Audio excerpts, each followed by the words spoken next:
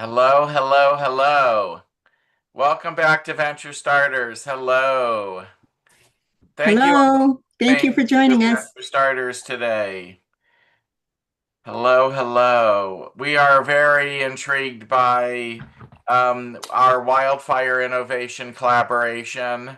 Bobby and Claudia are here again to lead the way. Their organization, which you'll be hearing more about, is on the forefront of the wildfire, just everything wildfire. And they'll be talking to you in more detail about what they're doing. We're super happy to be collaborating with them. Thank you all. Oh, we're already over 100.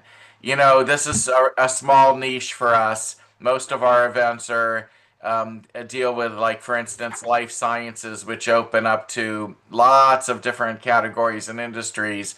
This is a very small niche, but it's a very important niche. And all of us who are here today know that wildfires are becoming a bigger and bigger problem, whether you believe in climate change or not. It's undeniable that wildfires are actually adversely impacting communities, not just in Southern California, where Norma and I reside, but literally all over the world.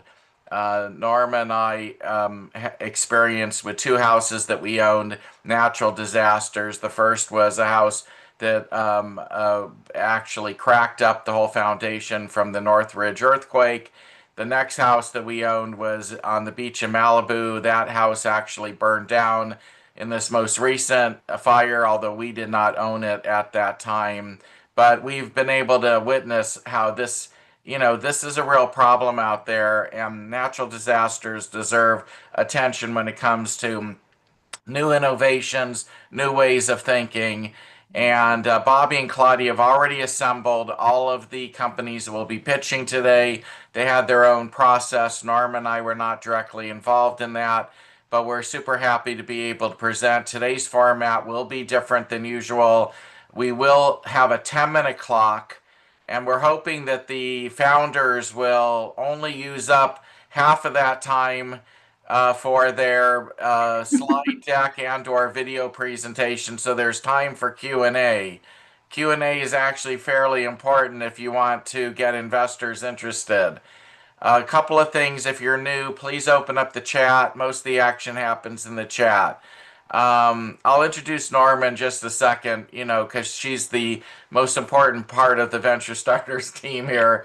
Nothing gets done Yeah. without her wanting to be, her approval on this or that. But a couple of points that Norma and I have been thinking about. We're about to come to our third-year anniversary and start our fourth year of doing Venture Starters on August 6th. We've seen over 4,000 pitches. We've had well over 30,000 people register. We actually don't even know the entire number because we stopped taking accurate numbers in the middle, so we had to do a little bit of estimating. It might even be closer to 40,000, but conservatively, we've seen over 4,000 pitches and had over 30,000 attendees. We've actually witnessed some amazing things happen out of the Venture Starters community. Truly amazing things. And we'll be talking about that on August 6th when we celebrate our third anniversary. Everybody is welcome to pitch. That even includes service providers on that day. But we are going to start to shift our model in the future to be more investor focused, meaning that after August 6th, on our anniversary, service providers, for all of you who attend, we love that you come, but we don't want to see your pitches in the chat anymore. We basically want you to reach out directly to founders if you're interested in doing something with them, but we want to actually make our chat a little bit less cluttered because investors keep reaching out to us to say, I miss seeing the email address for so and so. And since Norma and I put this on for free for all of you, and this actually has cost our family a lot of money to help everybody out for 3 years, we're not really in a position to provide concierge services where we're directly involved in trying to link everybody together. So, among our new initiatives for year four are going to be to try and make sure our chat is a little bit more investor friendly Investors can find the links to the people that are pitching. We often do rapid fire pitches, so it's different than today where there's going to be a full deck pitch. There might even be some video. That's not what we normally do. On our normal events, we're a 3 minute clock, and we basically have 30 or 40 people pitch in a single night. And for the investors, it gets a little bit challenging. We want to be more impactful on the investor side. Also, we are now going to start to put the rest of the pieces of the Venture Starters Angels Club together. And for those of you who have indicated that you want to be part of that, you'll be getting an email from our team asking you to have a Zoom meeting with either Norma, myself, or both of us. We want to meet you first before we let you into the free Angels Club. We want to understand what it is you're looking for and how you want to participate so we can actually build a very, very functional Angels Club that will hopefully support our mission to get behind the companies that have solutions to the world's biggest problems. We're attracting those solutions. Now we need to figure out how to make sure that they actually get what they need.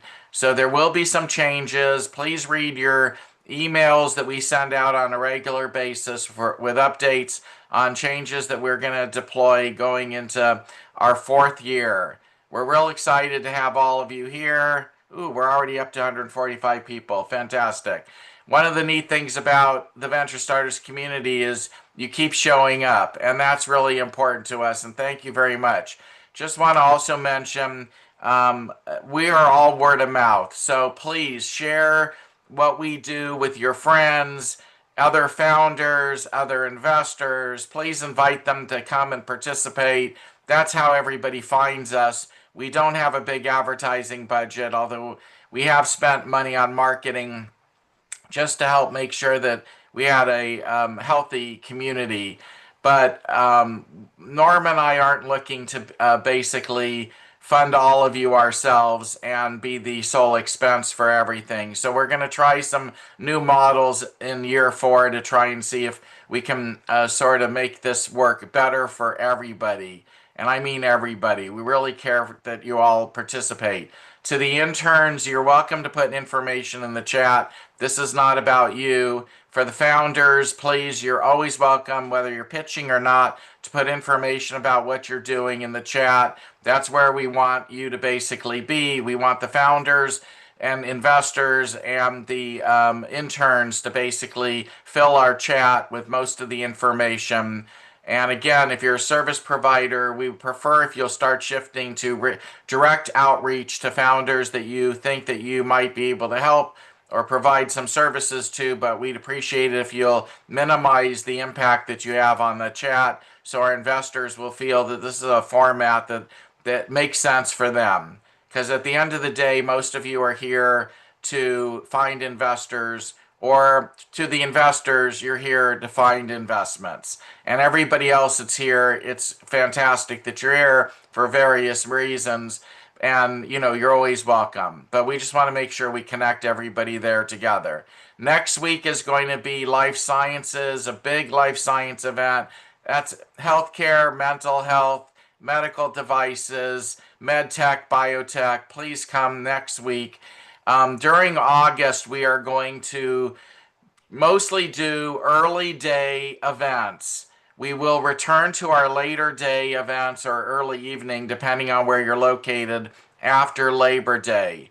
But for the rest of the summer, we're hoping to attract European companies, Asian companies, Middle Eastern companies, essentially companies that have been sort of blocked from coming and pitching to us because it tends to be somewhere between 1 in the morning and 5 in the morning their time, and it just doesn't really work out well. So this earlier time we're going to experiment with through August. We will shift back in September at some point to our regular time, which is the late afternoon on the West Coast, 7 p.m. on the East Coast.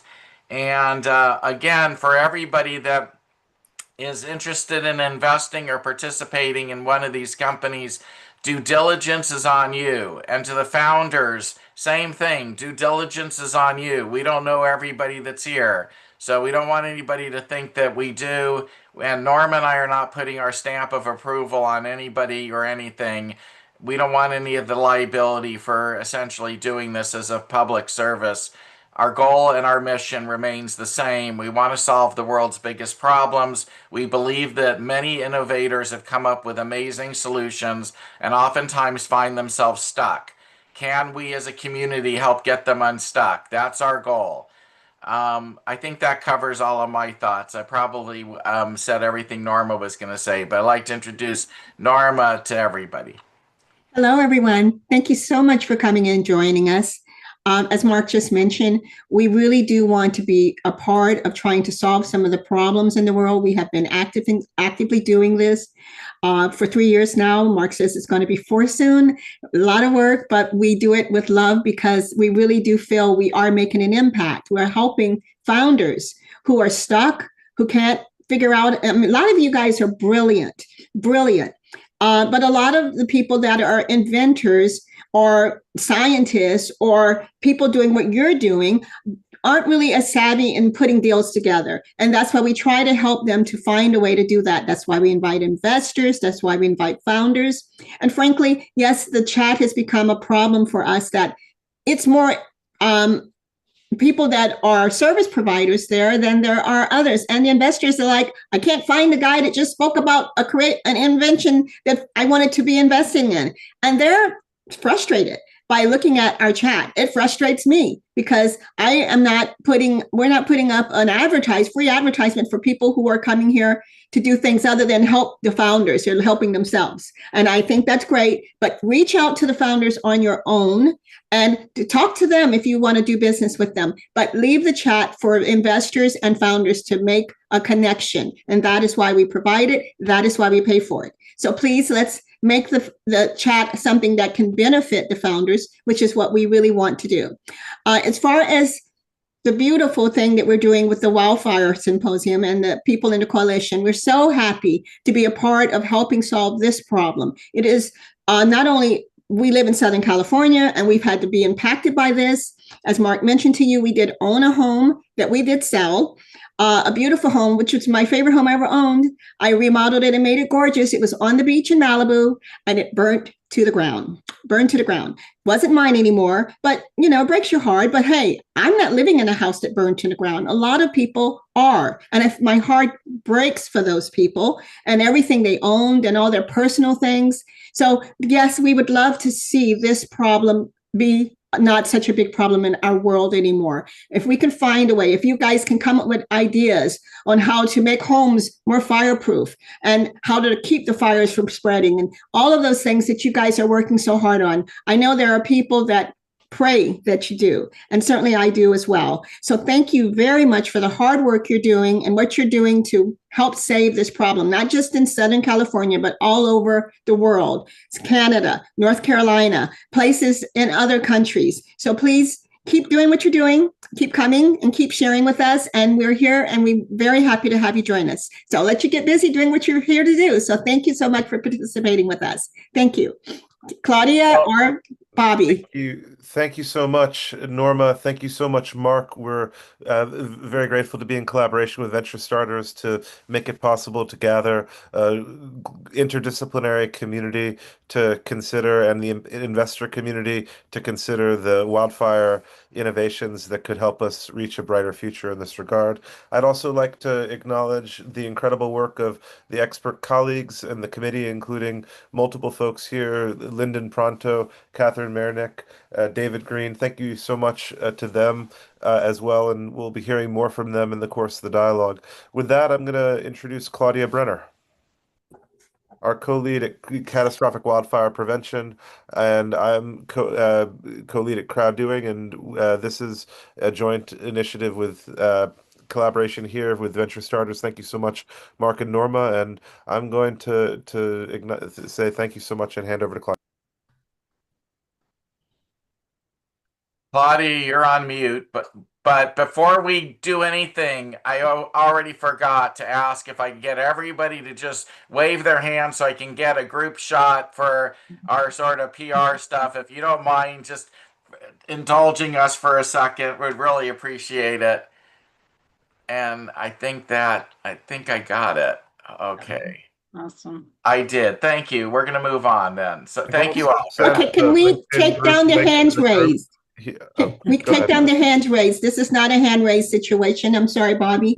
If you would remove your hand raised, because this is for the people who came with the wildfire group to speak. And Bobby already has an order in which he's using. So, Andrea, can you take your hand raised down? Everybody was pre-selected for this. So if you Alexandra, remove your hand raised.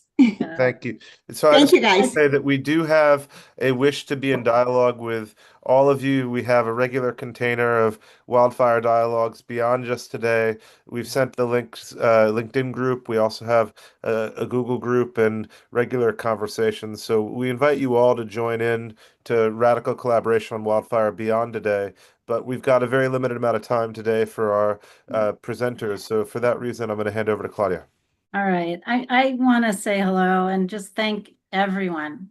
And the teams that are behind us has just been incredible, the extra hours and all that. So let's get going. Let's get to the presenters. But first, we're going to talk about Catastrophic Wildfire Prevention Consortium, and it's CWPC for short. And let me go ahead and pull up our presentation.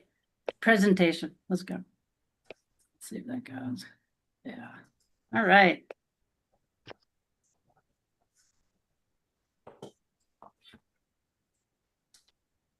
There we go. So it's kind of the flow you've heard from Norma and Mark, and now we're going to do a little bit of talking about the CWPC, and then the main part of our time together is to really shine on the innovators that are here. And depending on the time, we may have some time for discussion and networking and then wrap up. Okay, great. Again, this is Catastrophic Wildfire Prevention Consortium, CWPC for short. And Bobby, go ahead, and he's going to cover a couple slides, and then I'll jump back in. Thanks.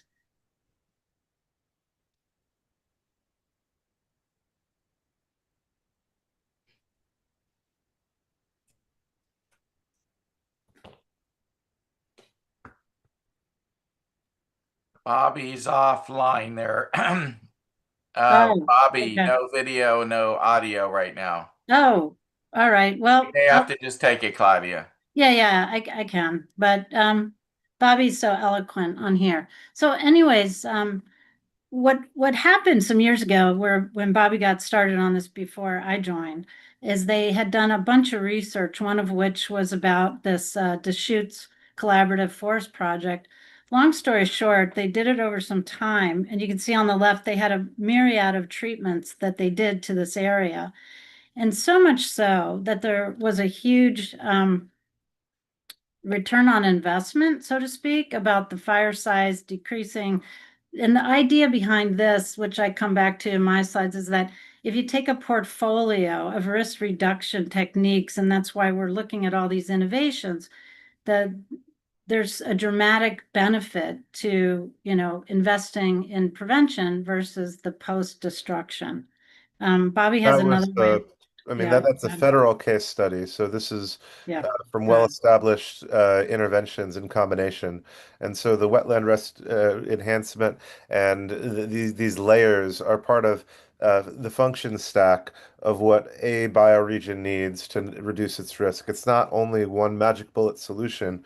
We think there is therefore a relay race of methods in which each different part of the system has things that happen before it in terms of 24 months before a wildfire or 36 months in planning or more immediately before a wildfire in the pre-hydration innovations or early detection. So there's a whole spectrum of layering that can happen. This is the federal historic case study, but we can think about every region as a potential case study and what combination of approaches could let them be safe for the future. I'll hand back to Claudia's. Oh, next slide. Oh, yeah, we have this in the context of each bioregion has a net risk reduction in asthma rates per capita. This is showing that per PM 2.5 exposure, there's the following number of hospitalizations and emergency room visits and strokes. And that problem is that we can see per 10,000 people, per any large employer, what fraction of people are affected based on historic data about wildfire smoke. And so we're trying to prevent large percentages. Go to yeah, you can go to the next slide. That's fine. So effectively, what would it take to work backwards from a net 50% reduction in air pollution per region if we take Southern California or the Bay Area or Seattle? And if we can do that in such a way that it translates financially across all the layers of insurance and unstructured risk that would allow us to pay for the prevention, then we could scale the collective efforts for prevention. Handing back to Claudia. Great. Thanks so much, Bobby. And Bobby and I both, during the going back to this, is that we both got sick from the smoke during the wildfires in different ways. And so that kind of one of the ways we came together. We thought this just can't happen anymore, which kind of really leads into my next slide, which is, I mean, it goes without saying that the reason that we're here is because we need to get to a thriving, healthy, prosperous, safe society. And we know that we can do it. And I know this slide is a lot here to read, but this shows this is not everything that's needed, but to the extent that there is innovations, what I've seen over and over, we have more than enough innovation. We just really got to get it out there, which is why we're here today. There is no silver bullet. But together there is a huge ROI, and we're starting to see a lot of articles. When we started this, there was very little return on investment or showing that, prevention really helped. Unfortunately, now we're in a place where the destruction's so great that that's becoming pretty obvious. But so the other thing here is that, we look at this from a very wide angle. It's very cross-industry. It's multi-stakeholders partnering together. We look at the community level. One of the things we're building is this nexus and a whole online system, in addition to on-the-ground activity, to be able to share stuff, to be able to accelerate the collaboration and the innovation. And we do that internationally as much as possible. We have this partner, it's a map where it's interactive, and we will put that out pretty soon. It's actually operating. We have over 300 innovation partners, and we're adding many, many others to that. And so this will be accessible for people to look up.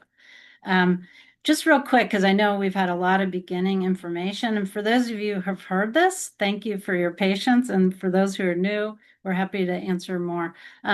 We have 3 parts right now of programs that I'll highlight, which is the International Partners Consortium, which is part of what you're seeing today. And then some of the stuff we're doing in the communities, and then how you can get involved. There are some of our asks. So we've been meeting for some years now, and we've had an incredibly rich combination, cross-industry people. So we meet on Wednesdays at 12 o'clock Pacific time, and we have some stuff in the chat if you'd like to get involved and join and find out more. The other thing is upcoming in September, we are putting together on one of our Wednesdays an event that will focus on ensuring the future, like what's the innovation impact and resilience. And so there'll be more information coming out, and you can contact us at preventwildfire.world. And Arundhati is actually spearheading that with Shubhi. Bobby was talking about our expert panel. We have many advisors who are amazing, but these guys have just been there all the time. They're always helping us, and they're here today. And please, you guys, introduce yourselves. You could do that better than I could do. And I can't say enough about the amazing work that they're all doing in their careers and in the wildfire space. And they will be part of our panel. Okay, so they're going to be asking questions. There's the little QR code, but it's preventwildfire.world. We actually have a joint website that's coming up, and we're going to be combining our scorecard and our other programs like this together. So stay tuned. We're imminent in launching. We had hoped today. We have some, and I'll cover this very briefly because we want to get to the main part of the event today, but we have these community tools and actions, one of which is the scorecard. We are looking right now to start going out into the communities to work with people. The scorecard is definitely, we created it with Arise US as part of the United Nations Disaster Risk Reduction Group.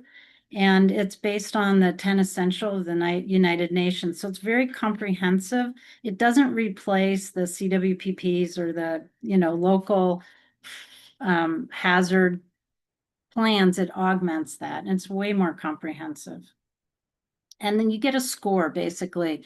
And one of the things that we can do, and you're seeing a lot of software of other people as well, is that we create baselines and we measure this over time. It helps empower communities, helps them assess their risk, helps boost preparedness and expedite recovery.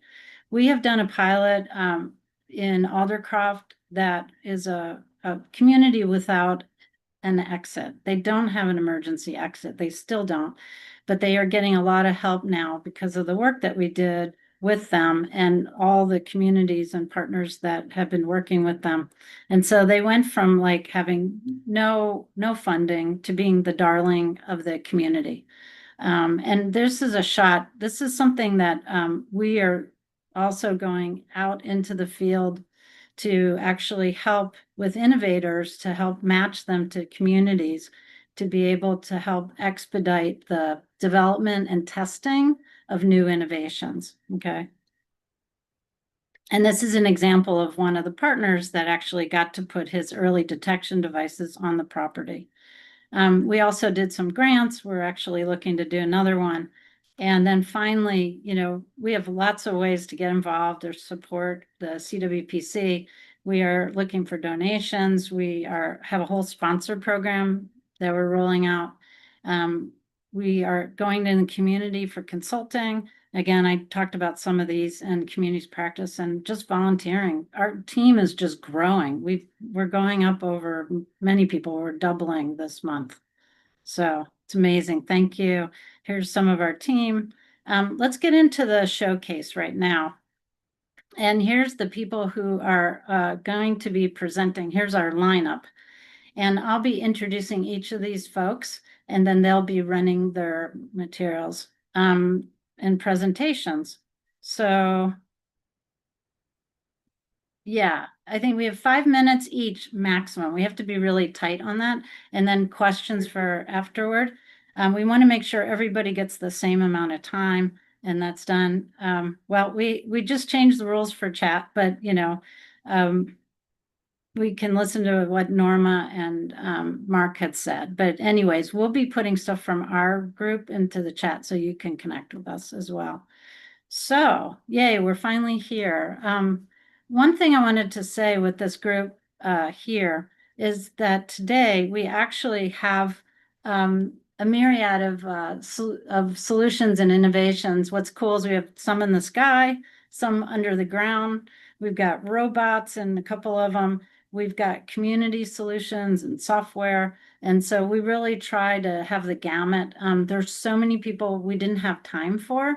And so we're going to look for ways to help them shine as well. So thank you so much. All right, let's go. First person up, Ubada Hawass. I hope I pronounced your name correctly. Founder and CTO of Ariel X. Can you hear me? Hi, this is Hawass. How are you? Can you It's hear a me? little bit soft. If you could speak a little bit.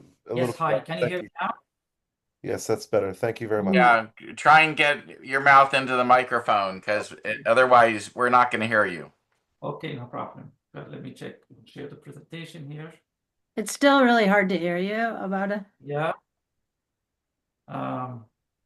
Yeah, the closer you are to the microphone, the better. But yeah, Okay. because we're going to be seeing your presentation instead of your face. Sure. Thanks. Sure, I'll try to speak loudly right now. Open system. Okay.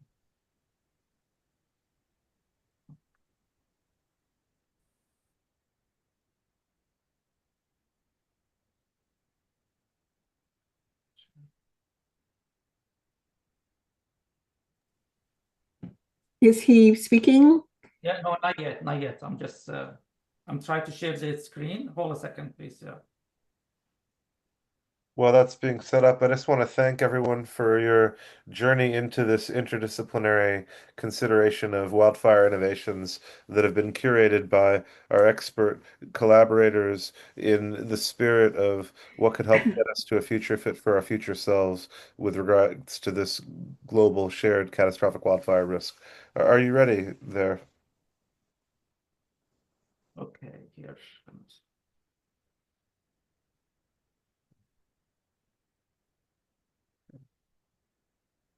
Okay, are you able to see the presentation? Yep. We're Okay, good. perfect, perfect. Well, thank you very much for having me. And thank you, Norma, and thank you, Mark, and thank you for this opportunity. I'll go quickly through the presentation and offer that we work How much? mainly for the fire response and fire suppression.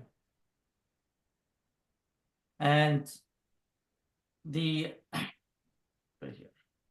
Okay, so our vision actually was to reduce the wildland fire disaster by 2030. And the solution that we and the mission we try to focus on having an effective, efficient, and practical way that's aligned with the current policies and guidelines to suppress wildland fire. And this is our team.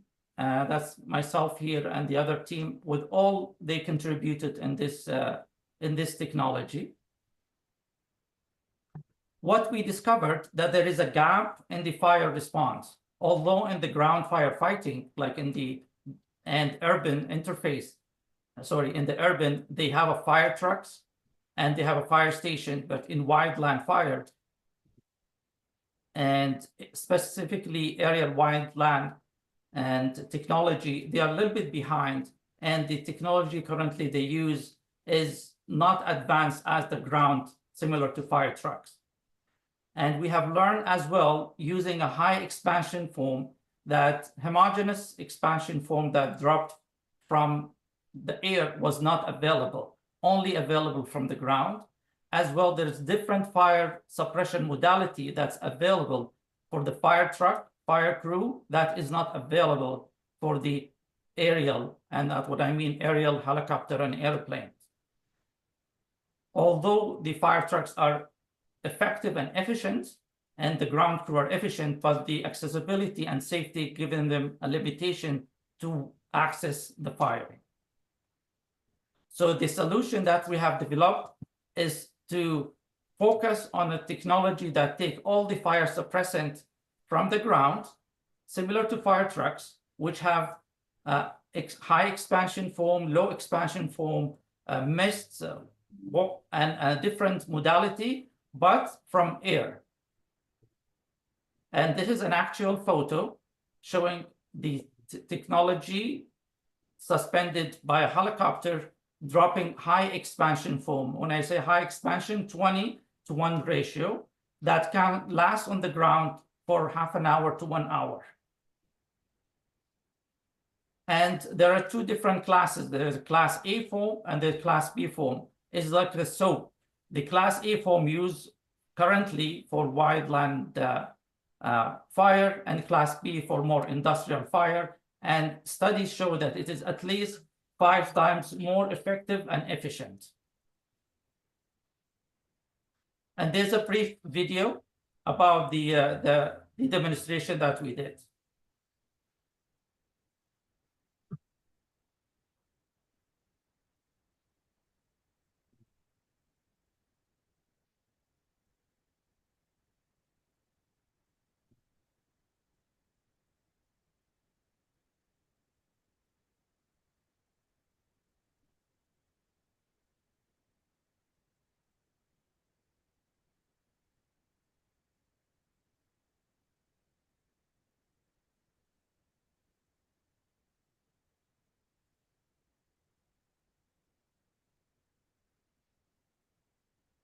This is the drop pattern. There is no other technology currently from an aerial setting. A helicopter or a plane can do the coverage level on the ground. And comparing to if we attach this technology to the Chinook helicopter, the greater volume coverage on the ground and have better capability of suppressing fire, comparing just dropping water or foam solution. And this is the length as well, how much it drops. For example, we could do up to 4,000 to 5,000 feet drop, comparing to the current technology for the DC-10 and the Ericsson water tank. We covered that we have different modality of fire suppressant, and have different sizes for different type of helicopters.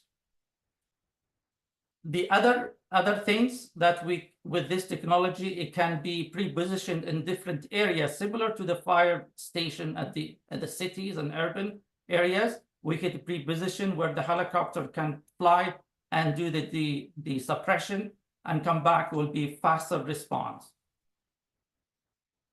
And what we are asking now, we developed like end stage prototype and did the demonstration, but we would like to have a refined product. And because we would like to give it to different fire departments like Colorado, Bureau of Indian Affairs, California, and they would like to have valuation from their end. So currently we have only one unit that is already procured by Procurement Canada and Natural Resources. And we would like to get the capital investment and have partnership and collaboration to have a refined product that we give it to them to do their own trial. So this is a short presentation because I know the time is Perfect. ending. We're very grateful that you've been able to share that with us. It's an extremely interesting innovation in wildfire technology. I'd like to now see if we would have commentary or questions from David Green, and I'm just going to invite any of our expert colleagues if they wish to also say a brief introduction in addition to asking questions or comments on what they've heard. They're warmly welcome to. But going over to David Green. Thank you for the presentation. I understand you have different payloads there for different types of aircraft. Or helicopter. Is the expectation here that you would be leasing or buying or somehow acquiring these airborne assets?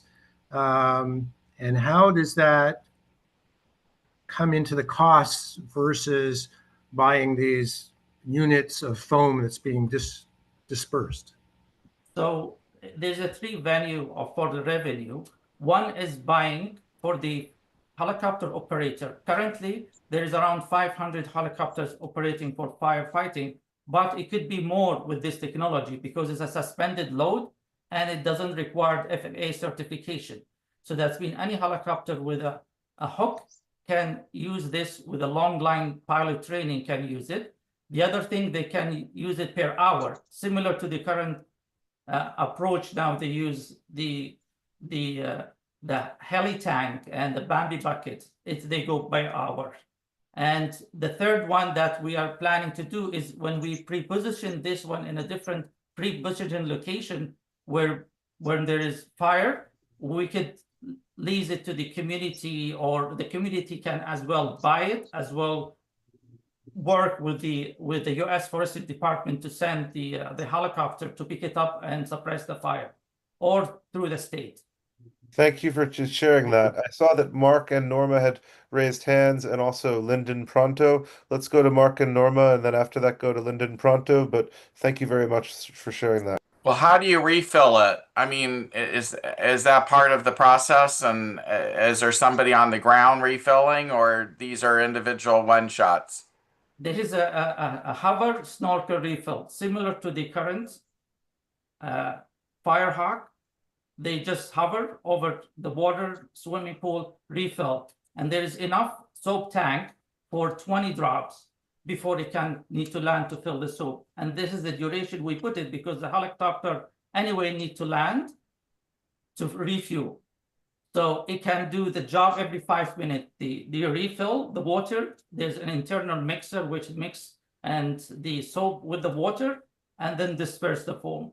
And one other benefit is for wildland interface, because having a drop currently from an air tanker or a heli tank, open water with tons of power on the houses or cars can cause damages. But having a foam covering the roof of the houses and wall with it can cover it and prevent fire without damaging. Norma, did you have a question? I didn't, but I think it's a great idea. And by the way, Mark and I have our hands raised to stay at the top of the screen. But I do want to say that I think that looks extremely like it could help. And frankly, I have had frost check dropped on our homes before. We've been in neighborhoods that happened. I know how unsafe it is for your home, for your breathing. And to see you use something that is not dangerous like frost check, but can still put out fires, I applaud you. And by the way, I'm sorry I have my camera off while I'm talking to you, but definitely it looks like a great idea. So I wish you a lot of success with it and look forward to seeing what happens with it. Thank you for presenting. Thank you so much, Norma. Let me now go to Lindon Pronto, and that was terrific to hear Mark and Norma's questions. Going over to Lindon. Yeah, thanks for the presentation. Just a quick question on I didn't see any cost breakdown compared to other methods out there, and also if you have already trialed with, for instance, heavy lift drones. We haven't tried with heavy lift drone because of the current drones are limited to its capabilities. Regarding the cost, it's around 1/5 of the current cost of running air tanker or heli tank. Thank you so much. Claudia, are we at time or did we have more questions? Going over to Claudia's integration. 25 seconds. If anyone Well, I just want to ask the last question then, which is how much money are you looking to raise? I didn't see that in your presentation. Yes, because I mean, the more like the minimum we're thinking to get between $2 million to $4 million to do a refined one. And the production of the unit is not expensive, but just the initial refine is a little bit high. Okay, we'd love to see your deck. Send it to mark@ventures.com, please. Perfect. Can I just ask everyone to mute if you are not presenting?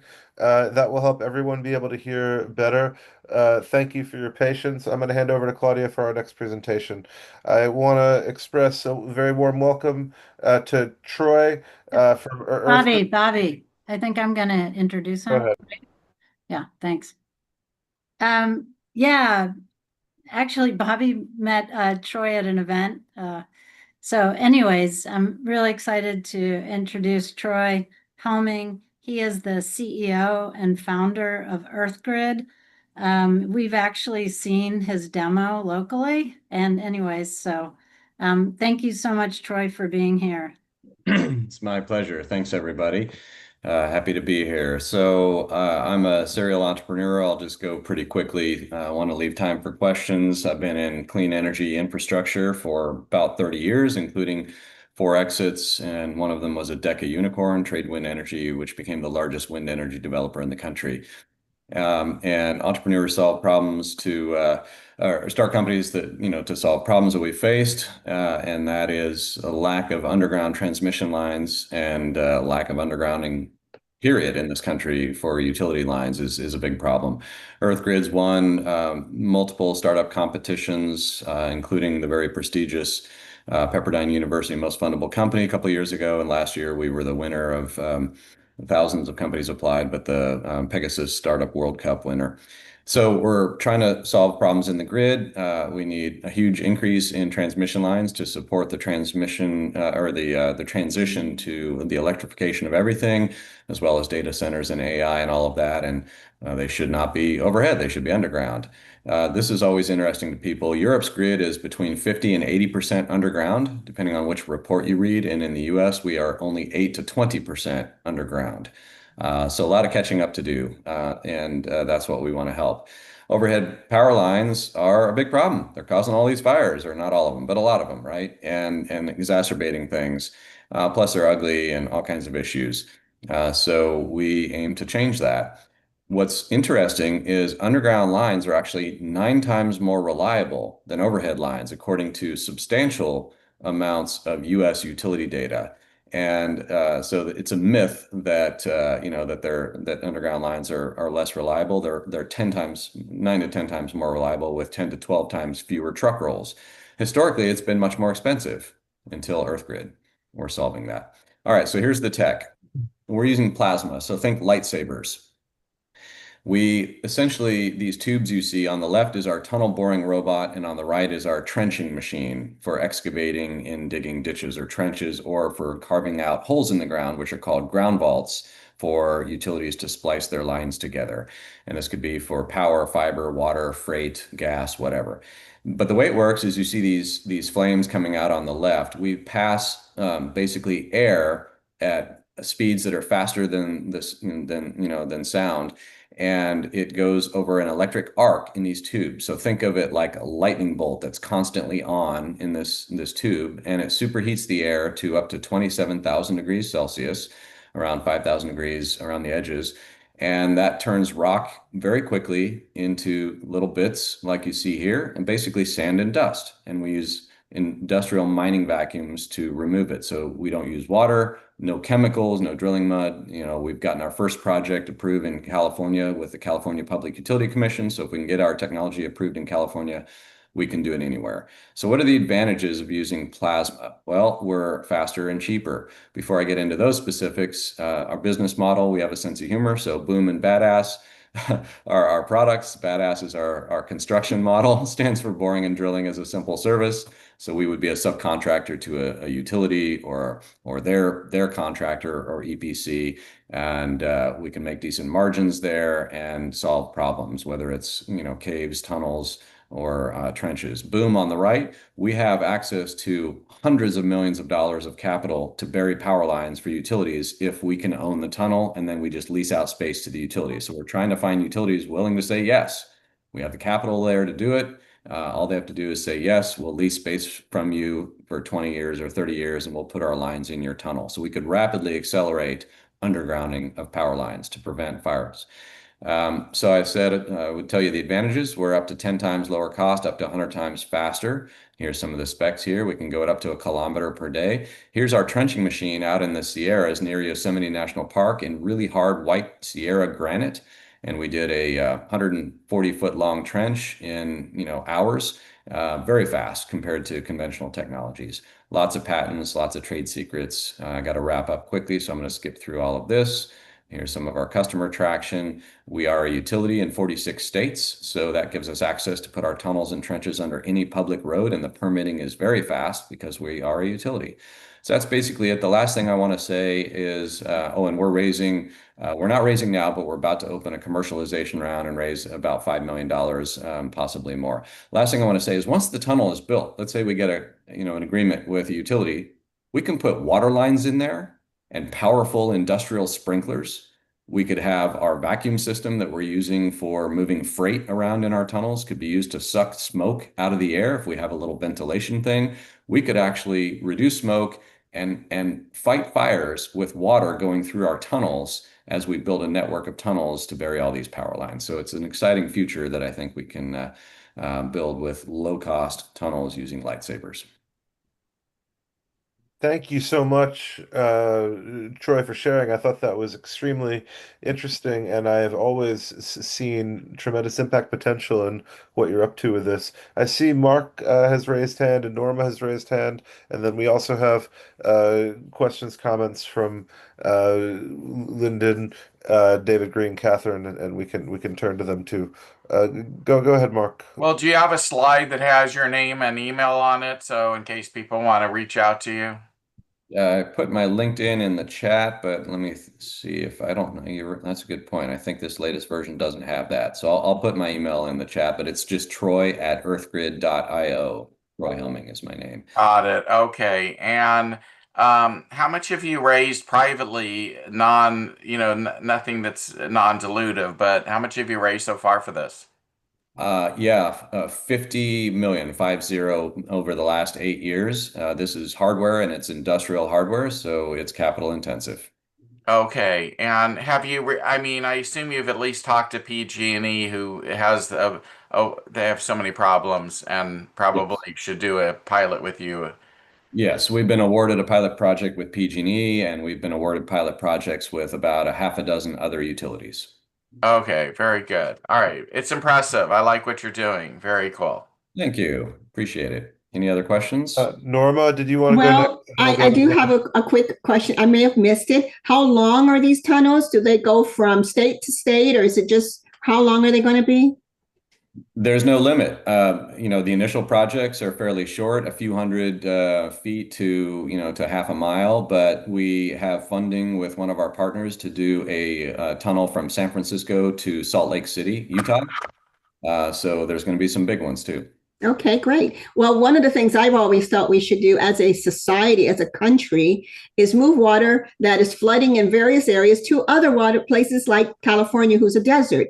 For instance, the the floods that just happened in Texas, if we were moving that water to another part of the country that could use it, homes wouldn't flood, people wouldn't die. And I don't understand why nobody's doing that, to get the water that is over excess in one part and move it to a place that really needs the water. So maybe that could be something your tunnel could be used for.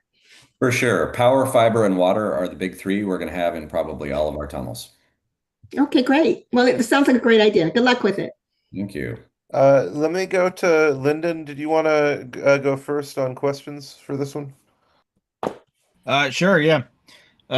Looks to be exciting stuff. I was just curious, a lot of these fires that are sparked by the above ground utility lines are in, more remote areas, not necessarily in urban throwaways.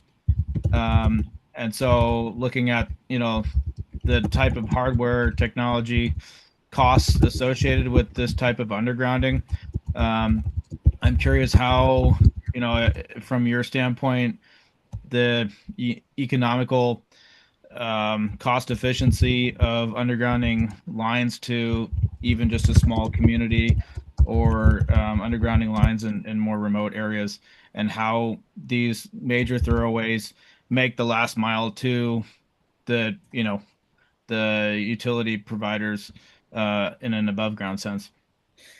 Yeah, it's really cost effective. Our only input is that we have to pay for is electricity. And so, for example, some of the utilities we're talking to, if we can connect to their mobile using a mobile substation, connect to the grid, it's really cheap. We use air, which is free, and electricity. And so for trenching or tunneling, we can do this. Here's some of the cost examples. And of course, I can follow up offline with anybody on more detail. But yeah, we can do this quickly and cheaply and very, very affordable relative to other technologies when it's rock. When it's soil, we're not really the best solution. We can go through soil, but so can anything else. But in California, a lot of hills and mountains where there's a lot of rock, and that's where we really save a lot of money. I think that's really terrific that this can bring undergrounding within economic reach of more places for wildfire prevention. Josh, I saw you raise hand. Go ahead, Josh. Warm welcome. Yeah, that's right. Thanks for presenting. Yeah, how do you address, or can you just expand on, like say our wildfire problem right now in the wildland or urban interface, the WUI? We have a lot of overhead power lines that are becoming an issue as far as ignition sources. But how would you address doing this tunneling in wildfire prone areas, or is there, a concern for wildfire in that sense with this application? Say just, in the mountain countries above LA or anything like that. If you could expand on that.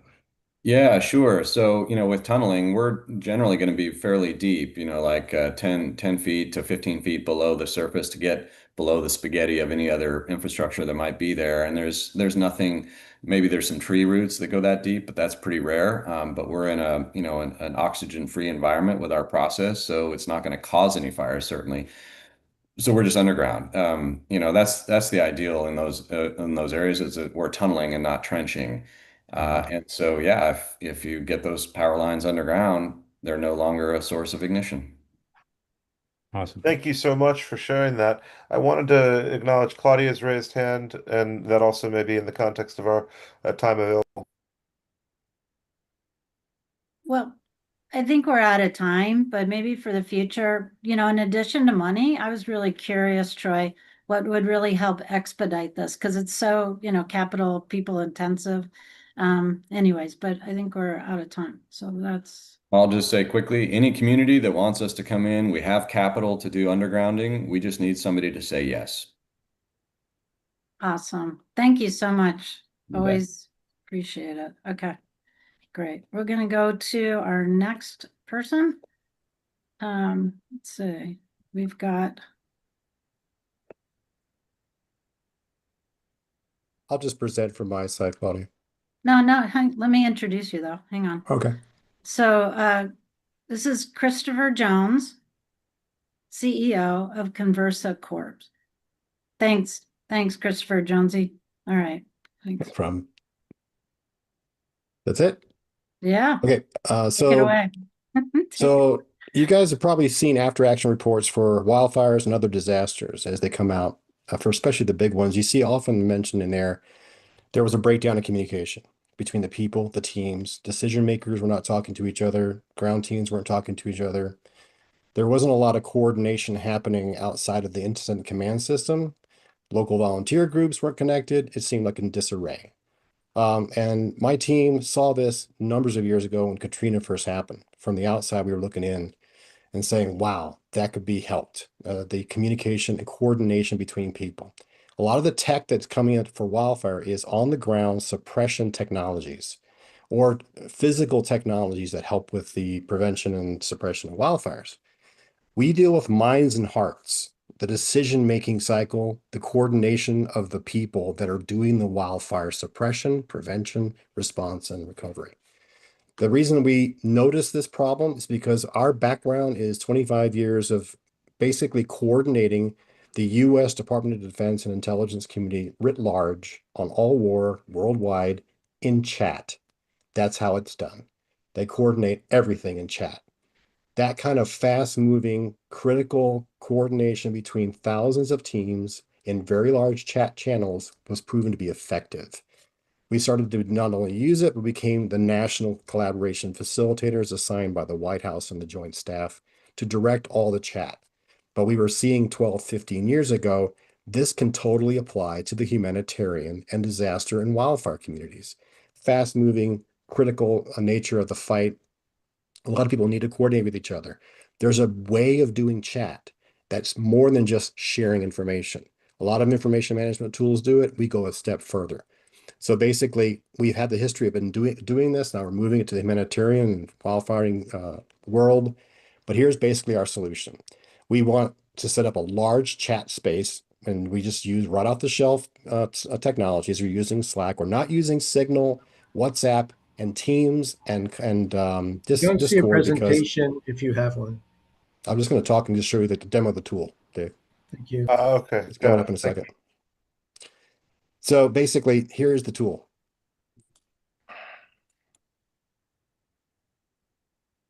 It's just Slack. It's very simple. We don't invest in trying to build a new information technology that's already available.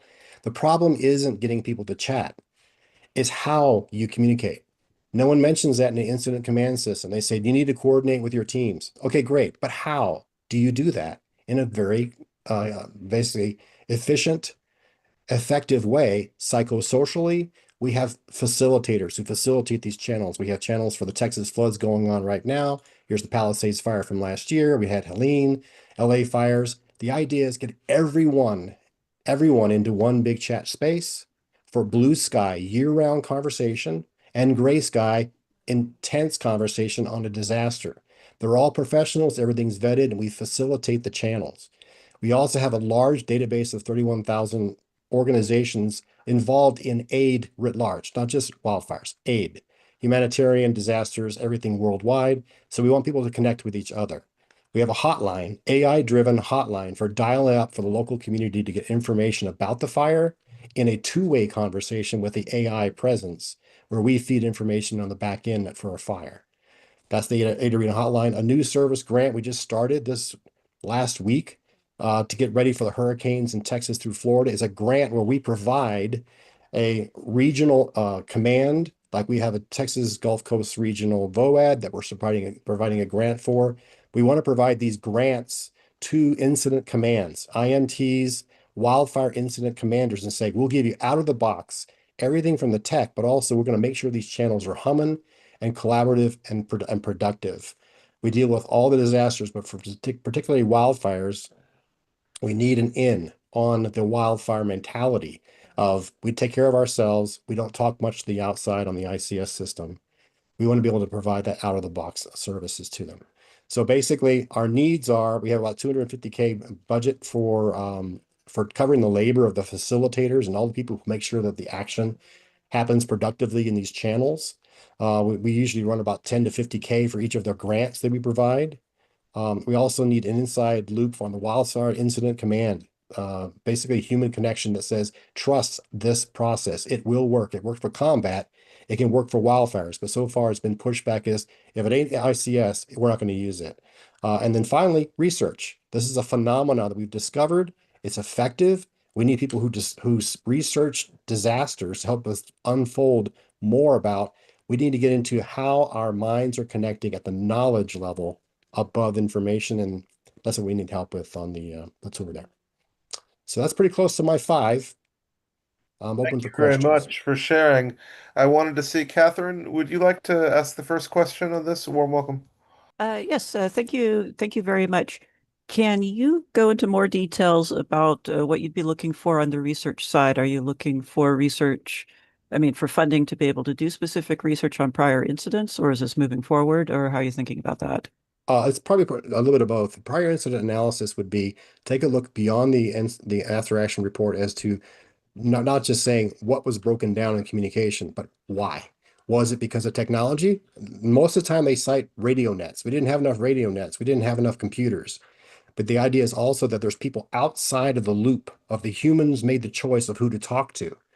They were left out. What was the arrangement socially between the groups on the field? That kind of research. So anthropologists, sociologists, looking at that as well. It's not always a communication tech challenge. The challenge is how do they communicate and how do they choose to collaborate with each other or not. For the future, we have about, say, 60 different courses on how to do this correctly for any crisis organization. And basically, what are the best tips for making this work? That requires us to basically uncover why does it work? What's happening in the brains of people to make this fail and what makes it work? So that's basically the kind of research we're looking for. Thank you. Thank you. I didn't mean to cut you off, Kathryn. I also saw Mark and Norma and David had hands up, but go ahead, Kathryn. No, thank you.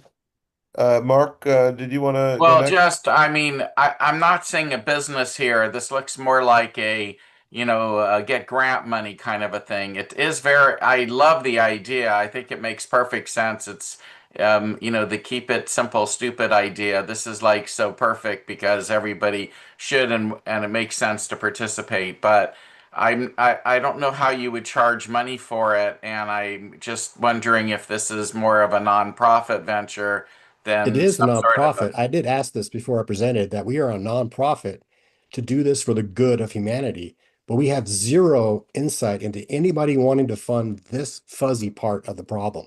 It's always a tech. It's always a thing that has to be built and profit to be made. Sorry, folks, we're in the business of nonprofit to get the humans to help them work better together. And so it's really tough finding anything that deals with this aspect of command and control. So that's why we're here to seek support and funding for the ongoing efforts. Yeah, it's mostly grant kind of things, but we also need connections into the community. So I'm looking at Kim and Josh and folks like that that say, hey, the mentality has always been, we have a closed net inside the wildfire command system. How are we going to deal with the hordes of the volunteers that show up? We have a system that can work to help to make that sure that happens. So yeah, that's kind of the pitch, Mark, basically. It's a great idea, and I'm happy to hear that you're formed as a nonprofit. It makes total sense. I Yeah. sure hope we have some folks here that can help you out on that journey because this definitely looks like it adds value. Thank I you. saw that Lyndon has also raised hand. Lyndon. Thank you so much, Mark. Thanks, Christopher. Yeah, I just wanted maybe your idea a little bit on how you see this integrating with, for instance, the incident command system. Is someone on the team assigned within this platform, and yeah, or is this a parallel structure? And how might you differentiate the type of, like in a real, you said in the gray skies situation, how might you differentiate this from an application like Watch Duty or VOST in terms of filtering crowdsourced information? Oh, so at the command level, see, here's a use case. Inside the command tent, you could have Watch Duty up, your COP up, all your information management tools. Information management, this is not. Watch Duty passes on good information on what's happening on the ground. All the other sensors and NASA, that's all aimed at data and information. But when you need to talk about it, you talk about it in a space for just the talking about it. But you do it in a space that other people can watch your conversation and learn what you're trying to do. So it's what happens usually is the commander is allowed to choose their communication tool of choice. So it changes all the time. And there's usually 6, 7 different tools being used for the talking part. So that's why this is different than your typical information management tools, and most of it's done virtually. Thank you so much. I want to acknowledge Claudia. We may be at the edge of time. If you had a last comments before we transition to the next speaker, I think that it's terrific to be able to think about people taking multiple approaches to what's needed. I think I could talk about this topic for a while. That's why we had Christopher join. And I think it's like getting the mobilization is so huge, but I want to move forward and introduce Steve Wolf, CEO and founder of Team Wildfire. Yeah, it's exciting stuff. It's all exciting to me. Go for it, Steve. Welcome. Claudia, thank you so much for that introduction.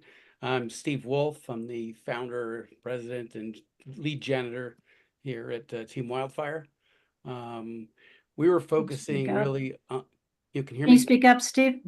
Yep. Can you hear me better now? Yeah, way better. Okay. Sorry about that. Well, you missed that I'm the janitor here. But what I was really focusing on was that when firefighters show up at fires, they need bigger guns. I've never seen a firefighter run away from a fire yelling, "Get me some more sensors, get me some more satellites." Like once we know where the fire is, once we get there, we need a tool to put it out.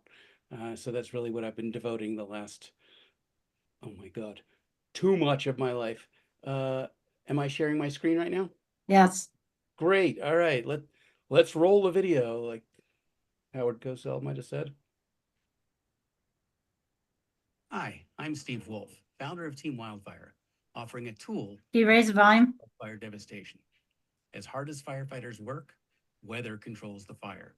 So we have to control the weather, the wind, and the rain at the fire line. Firefighters said they'd need a hurricane to control megafires. So I built one, a hurricane on wheels. Fire equipment that lets you control wind speed and direction where and when you need it. A hurricane at your fingertips. Before the full-scale hurricane was built, we tried the concept on the smaller storm cell. The hurricane and the storm cell work in tandem, with the hurricane attacking larger areas, while the more nimble storm cell is able to get between buildings, into backyards, and up narrow pathways. On May 25th, 2025, the storm cell became the first jet engine-powered apparatus to completely put down a vegetation fire by itself. Using powerful jet engines, you command unimaginable firefighting power. With the power of a 22,000-person hand crew, the hurricane kicks the legs out from under the fire tetrahedron, gutting fuel, oxygen, heat, and chemical reactions. Jet exhaust clears fuels, including leaves and branches. Massive evaporative cooling and convective currents strip away heat.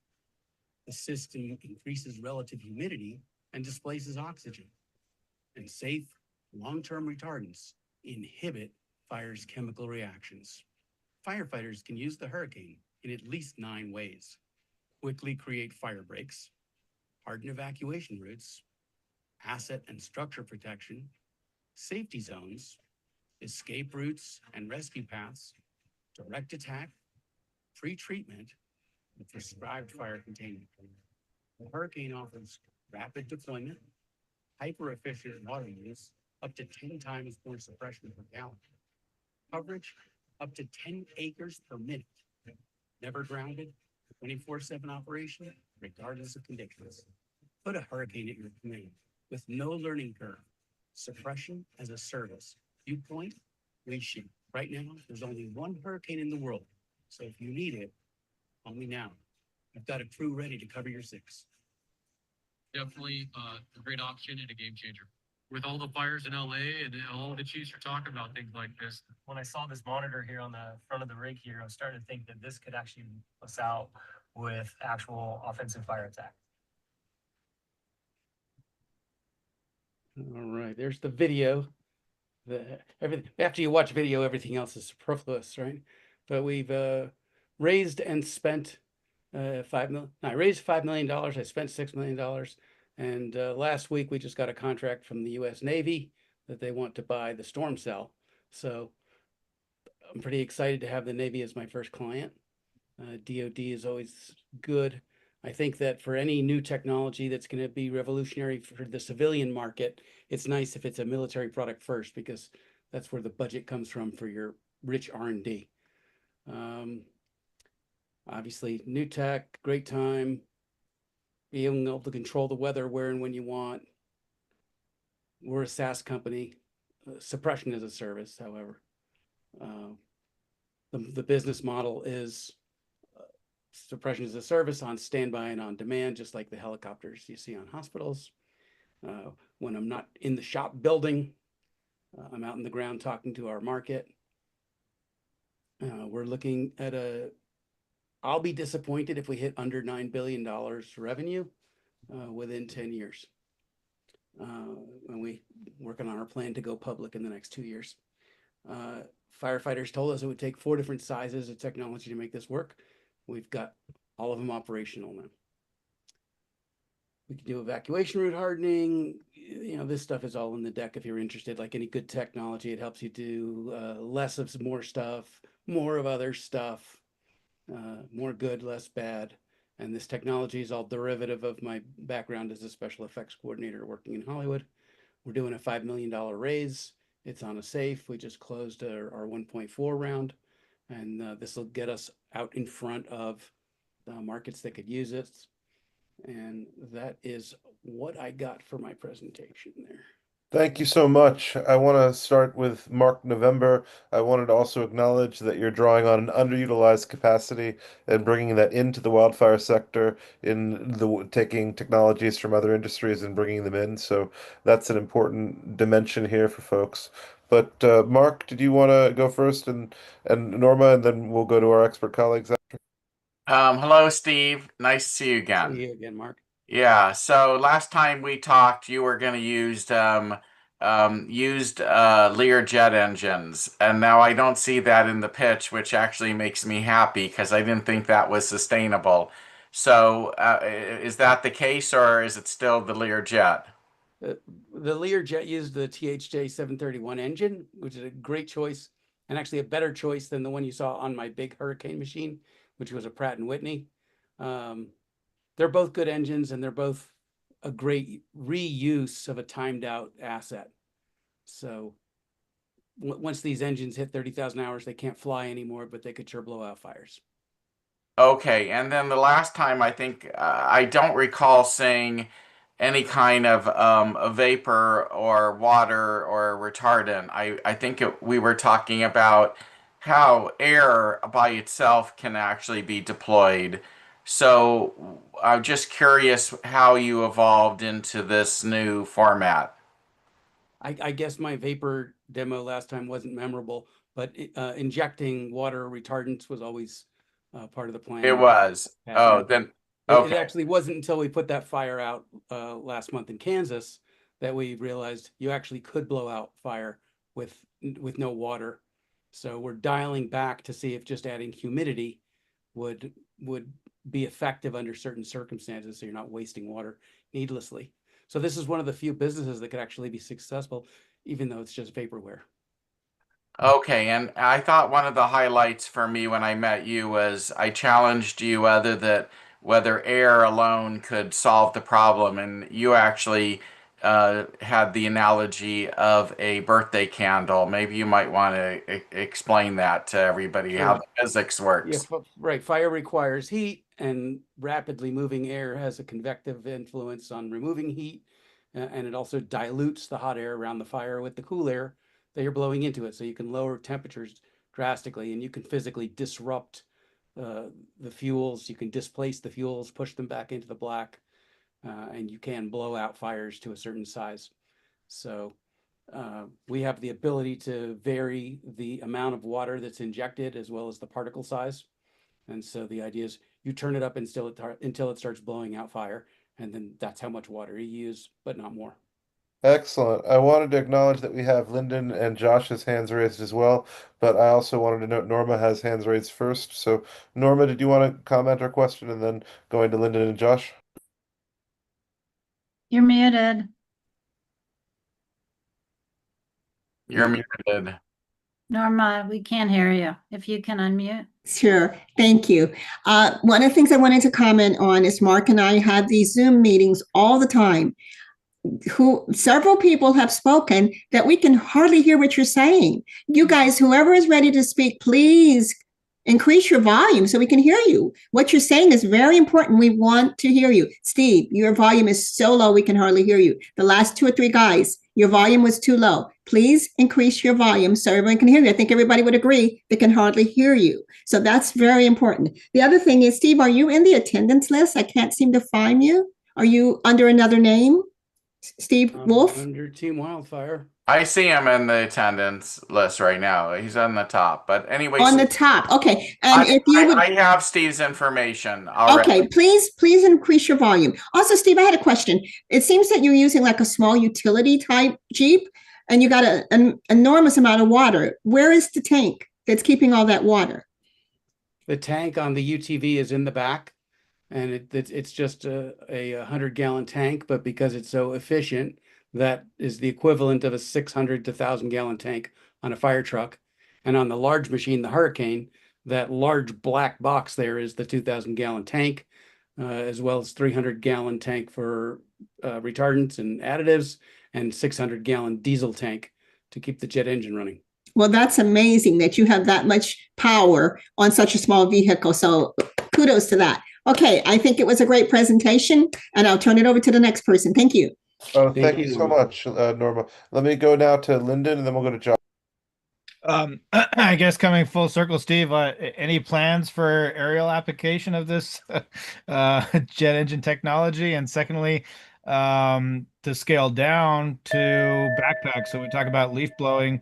Leaf blower is a really effective tool. We also acknowledge that boots on the ground is the only way you actually put fire out, like fully. Well, I'd love to see that on a leaf blower. I mean, everything's the only way to do something until there's a new way to do it. So I don't really buy that as a premise, right? The only way to get from here to there is with horses, and then someone comes along with a car, and that's not true anymore. But yes, backpack version uses this as a jet engine, and this gives you 20 pounds of thrust, and a 5-gallon pack in my tests put out 30 Christmas trees on fire and didn't finish the 5 gallons. Perfect. We have a last question from Josh, and thank you for your patience. You bet. Josh, you're on mute. Josh, you're on mute. Sorry about that.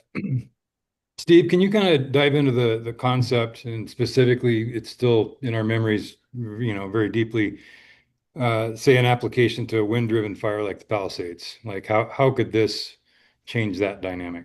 So you can cool an area dramatically, and you're fighting ambient, let's say 70 or 80 mile an hour winds with 300 to 400 mile an hour winds from the jet engine pushing back in the opposite direction. So in certain circumstances, we envision actually being able to reverse the wind direction and push the fire back on itself. You can also come in behind from the fire, or you can flank and add moisture, so you're increasing the humidity, which lowers your fire reaction rates. And in terms of getting out in front of a fire, which is the safest thing to do, depending on how far away you consider in front of, we can lay out long-term retardants, short-term retardants into areas where you're expecting heavy ember cast so that you can protect those ember beds and not have everything burn at once. And then real quick, is there any other industries or applications outside of wildfire that you see this being used? Yes, we expect to use this technology in demolition for dust control. They can double purpose this, keeping it at the airport to supplement their ARF capability while also using it as a de-icing machine. So this is, spraying de-icing chems onto aircraft in Alaska, extremely important. You could really think of it as just like a nuclear powered spray can on wheels. So anything where you need to apply something aerosolized over a large distance or with great force, it's a great tool for that. You could treat insects, you could protect vineyards. Really, you could protect infrastructure like bridges from corrosion by spraying anti-corrosives. Right now, it takes 6 months to paint the Golden Gate Bridge. You could reduce that to 20 minutes. Well, the exponential speed increase and the technological advances are fascinating for folks to think through the impact potential of. I wanted to acknowledge, in the spirit of time, Claudia, we may be slightly over time, so I want to be aware of that. But thank you so much, Steve, for sharing what you've shared. Bobby, thank you so much. And it's been a pleasure to do this journey with you when it was just an idea when we first spoke less than 2 years ago. Yeah. I have to say, it's incredibly exciting to see these things come to life. Anyways, yeah, thanks, Steve. And next we have Preet Anand. He's co-founder and CEO of Flara. Welcome. Thank you for having me. All right, folks, first of all, can you all hear me? I know that's been a recurring theme. Yeah. All right, terrific. I'm going to share my screen real quick. All right. Can you all see this? Yes. Great. All right, cool. Well, I'm here to talk about Flara and how we accelerate home hardening.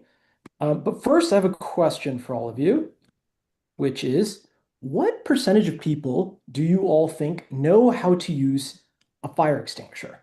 Please use the wonderful chat to give me your take.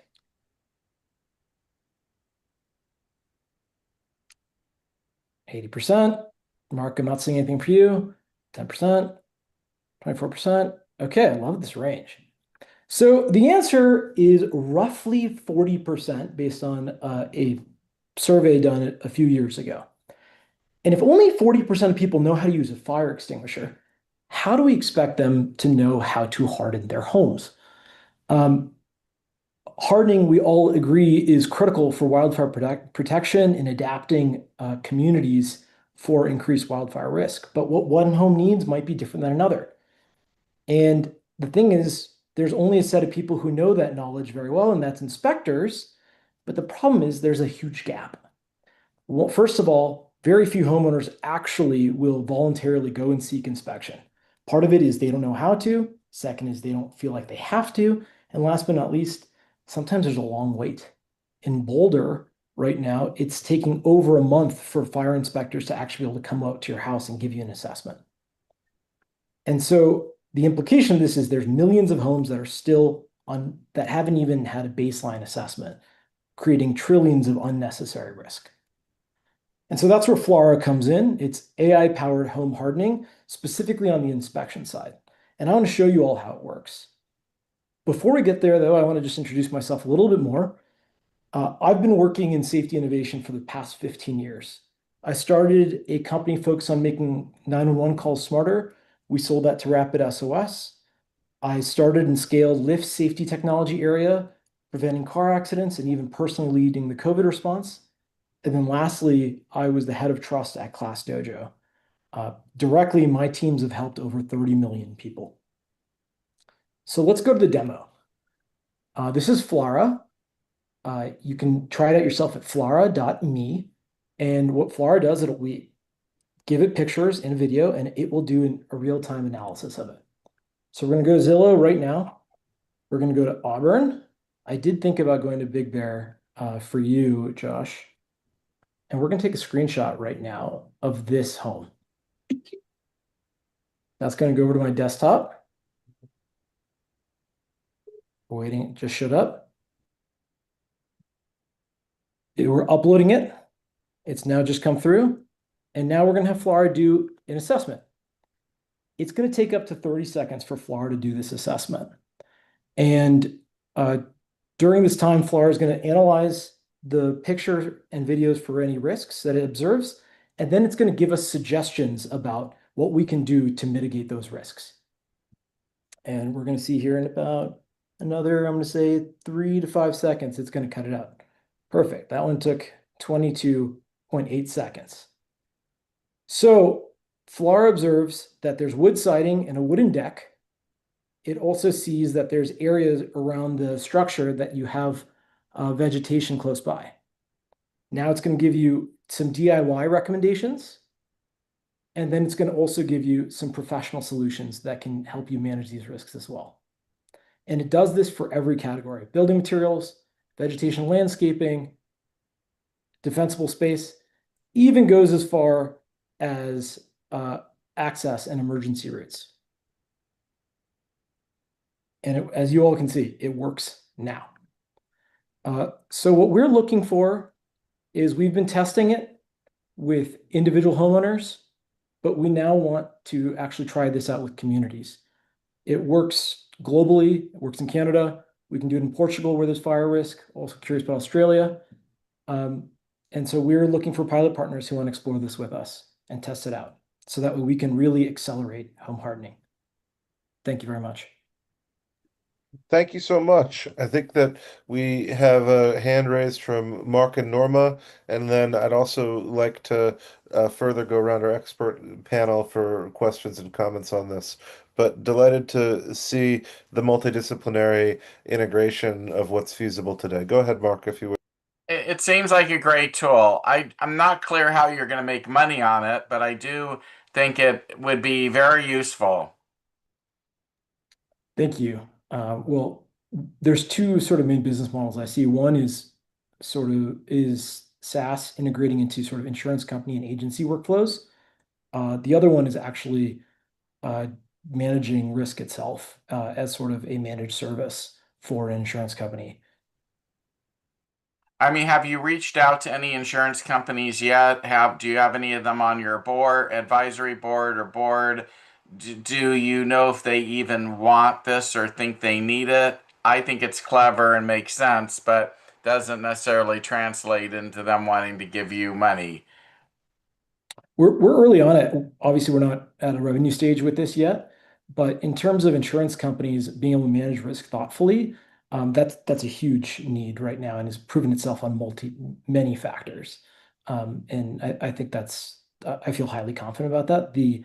Whether they would want somebody to manage this or manage it for them as a service versus they embed it in their workflow or as part of the brokerage process, that remains something we need to see. Let me continue to see. I saw Norma also raised hand, and then we'll go to our expert panel colleagues. You're on mute.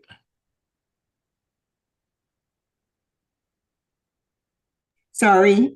Okay, my question is quick. I have a quick question. I think it's a great idea. Maybe I missed you saying this. Is there a way, I can see how it could be instrumental. Let's say if you're buying a house, especially an older home, and you don't know how safe it is for fires and things of that nature. How are you planning on letting the average person know that this exists, that they could use this tool to review homes when they're ready to buy one? I don't know that's going to be the specific part, but during the buying process, to get a mortgage, your lender requires you to have insurance, and usually the insurance company, as part of the underwriting process, would be who would probably facilitate this. I imagine in certain communities closer to the WUI, people will want to actually do this themselves with their realtor, because getting insurance can be so challenging, and WUI is wildland urban interface, WUI. That even with your realtor, you might use this at that point itself, because getting insurance can be very challenging in those communities. Thank you so much. I saw that we have a hand raised from Josh and then David Green. Go ahead, Josh. Thank you. Yeah, no, thanks for the presentation. One, I just want to confirm that you do not have a financial ask or investment ask. And then two, how do you see this? For me, I can see this as a connector of services similar to like a Angels List, to where if you do have contractors, vendors, companies that specialize in those recommendations, you can connect them locally. So I see that as a big benefit globally. I mean, that's a huge need. But yeah, mainly I just want to make sure that there was no financial or investment at this time. And then this is really kind of proving out your thesis is what you need right now as far as communities. That's right. I mean, again, if somebody was interested in investing, I'm happy to talk about it with them, but we're at the financial position right now that the first thing is we want to really prove out value as part of what you were talking about, Josh, the sort of end-to-end workflow and really improving community risk. So that's our priority right now. Thank you. I saw that David Green and Lindon Pronto have hands raised. Go ahead, David. Yeah, I was just wondering what impact it would have on whether you've looked at the economics of the home hardening community. Would this prompt more investment in the home hardening, and would it be of value to those in the construction or in the provision of those materials or services? So the whole thesis here is that with rapid knowledge, people can take action on what they know. And I think this will really make it a lot easier for people to know what sort of help they need and what their risks are. So yeah, David, I imagine it would then really improve demand for services such as vegetation management, such as changing out your siding, potentially roofing. So yes, I do imagine it would increase demand there.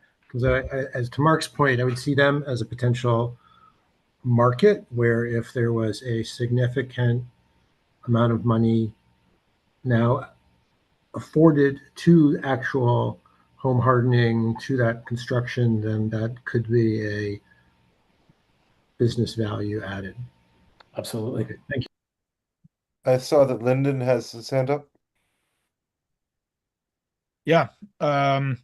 Great stuff. A couple questions, last comments, suggestions. One, have you thought about kind of a handheld walk around tool? There's a lot of folks out there working on, home hardening in their communities. If there's a way, instead of kind of a 2D picture upload, that they could actually do a home walk around on the property and do that kind of analysis. And furthermore, if the AI tools could be trained to recognize different types of vegetation and their flammability, as not all vegetation is equal. Some is actually, kind of fire resistant. And if you guys are considering those components. So you can definitely just upload video right now. If you test Flora again and upload a video, it'll do some of that for you. We can put custom instructions based on different types of vegetation. There's ones that are like obviously bad that you could do that, but then in terms of relative weights between different types of vegetation, I haven't found that data source yet. I was actually going to reach out to Steve about potentially collaborating on just some testing. But yes, I think that's a real opportunity as well to help really get that nuance of which vegetation is more and less riskier. Thank you for mentioning the idea that wildfire startups presenting can reach out to each other. There's all kinds of potential for collaboration in the sector. We agree strongly with that principle. I saw that Claudia's raised hand may have a question or comment, and we also have time context constraints for presentation availability, but thank you so much for what you've shared. Claudia, you're on mute. There we go. It's contagious. We're out of time. Yeah, I'm kind of running a dashboard back here. So anyways, we are we're out of time. So I will take it up next time. He makes the stuff look so simple that it's not. That's what I've seen in the market. So So it's pretty exciting technology. All right, I'm going to share screen real quickly and introduce our next person. Let's see. Right here, we have Jeff Bruder, CEO of Sonic Fire Tech. Great. Take it away, Jeff. All right. Thank you. First, can everybody hear me? Yes. We can hear you. Welcome. Yes. Fantastic. All right. So I will be brief and hopefully we can catch up on these time constraints here. So what we are doing at Sonic Fire Tech is putting out fires with sound waves. So it's not, we aren't the first ones to do it, but we've advanced the state of the art. So essentially what we are doing is breaking the flame triad. So for fire to exist, as Steve said, you need fuel, you need heat, and you need oxygen. So what we do is vibrate the oxygen faster than the fuel can use it, and we break the chemical reaction. So we just separate those two elements. So this is based on work that DARPA had done originally, and then a couple of students from George Mason University had miniaturized. But what they were doing was in the audible range. So it was actually, if they were taking the power up enough for it to be effective, they were hurting people's ears. And they were seeing incredible power requirements to generate the acoustic waves. So we're using some of the NASA history of our team, working on some acoustic systems for NASA to substantially reduce the power requirements. So we're using 10 times less power to put out fires 10 times further than what either of those efforts were doing. Jeff, yes. could you share full screen, please? It's a little hard to read. I can't. I was going to jump over to a video. Apologies. Go for it. It's your control. Go for it. All good. Okay. So this is one of those things where you kind of need to see it to believe it. So there are more videos on YouTube. If you just search Sonic Fire Tech, you can see a few of the different ways we've demonstrated this. So what you're looking at here is essentially a commercial kitchen setup. We have a black box up here that is our acoustic generator. This is basically an 18-inch square that's about 8 inches deep. We're running about 100 watts. So this test is actually run on a 12-volt alarm battery. And one of the key innovations here is that we're running through ducting. So we have the generator that does not have to be located anywhere near where the fire source could be. Okay, so what you're going to see here is I light a fire, then I turn on the device to knock it out.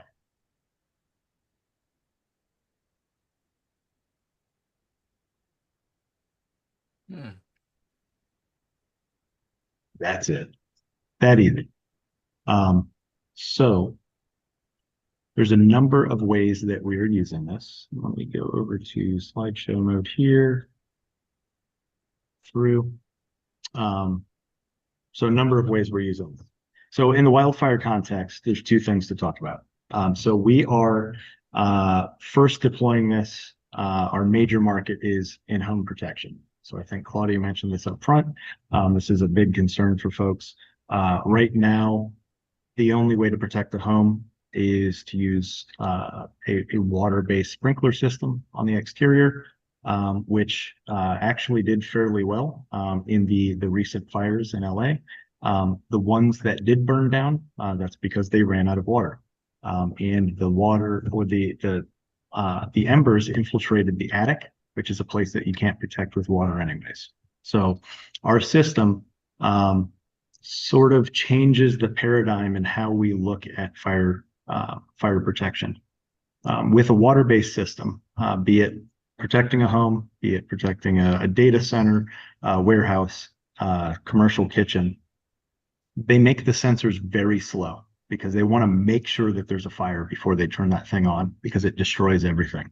Our system, we do not care about false alarms. So we can use the most sensitive detectors out there and turn on at the slightest signal of a fire. So we make sure that you don't have one. I've got one more video I wanted to show here. for our home defense. So what we've done here is set up a shed. Essentially, what we would do is stick this box in your attic, run ducting. This is the best we could get from Home Depot, but we would run this under your gutters, and then we have a projector at spaced locations. And you'll see I come in here, try to light my little tree on fire, and the system starts to fight. In a real wildfire situation, this sort of little tree would light on fire and then spread the fire to your house.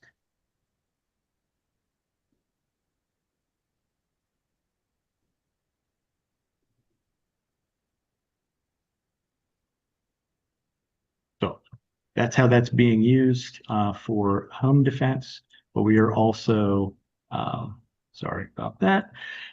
We also just signed a contract with a major utility to mount the same system on some drones to protect utility corridors, to do demonstration of that. And then we also have some commercial kitchen work we are doing as well. So those are the major ways it's being used. Perfect. Just open it up for questions here. What's the distance limitations from your technology to the fire itself? Yeah, so it scales with the amount of electrical power we have. These 100-watt systems are about 3 or 4 meters that they can project, but these are still our prototypes. The commercial units we'll be assembling next month are 15 times the power. So we'll be substantially further. The idea is to be able to put them on a 2-story home and protect the ground from underneath that gutter line. I mean, I'm intrigued. I actually have never heard of this one before, so this is very interesting. Do you have an ask of this community? You know, so we closed a funding round recently, and then just signed a good contract here. So not immediately, but as we reconfigure with this new contract, I'd be glad to entertain conversations. I'd like to see your deck at some point, especially if you're going to raise money in the future. It's very cool, new idea, at least for me. Never heard of it before today. So thank you. I think what's exciting is that there's an underlying core innovation that then leads to a portfolio of applications, and so I think it's very powerful. I saw that David Green also wanted a comment question, and also Norma had a comment question, and we can go around. But thank you so much, Jeff, and for the whole team's work on this. Yeah, thank you. Good to see you again, buddy. Thank you, David. Yeah, no, I'll pass given the time. Thanks. Okay, I have a quick question. Jeff, I have designed homes professionally, so aesthetics is important to me on a house. And I noticed this is sort of a cumbersome looking piece you have. I also know that the sprinklers we put inside of a house have these little caps over them, so it keeps it nice and clean and not looking too busy.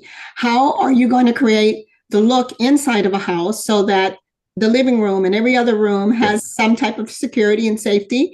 And also what you had on the outside was pretty big and bulky. So what is the plan on making it look great?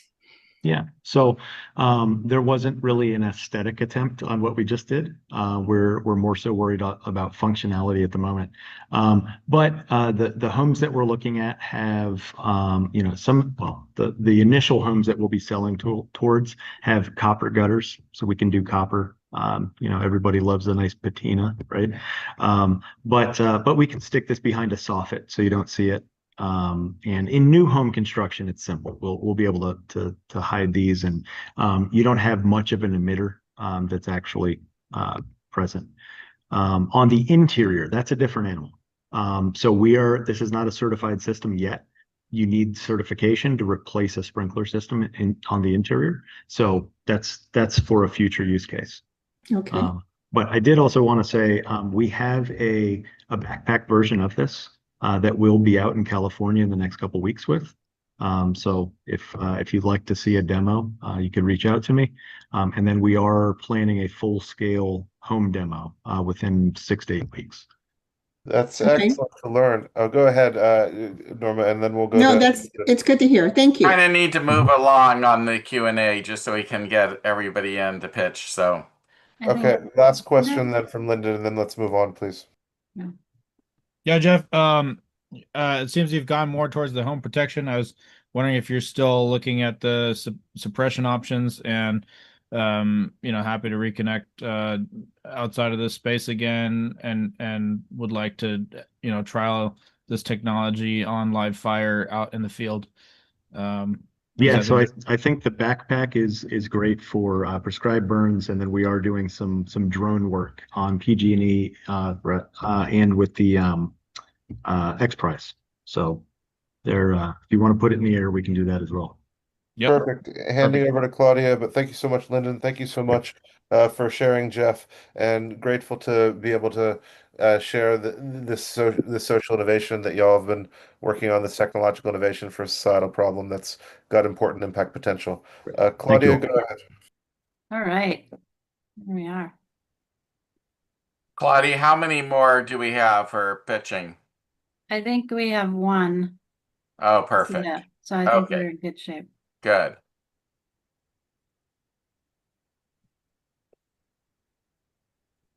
All right. Last but not least, for sure, it's been quite a day. I have to say, it's just amazing.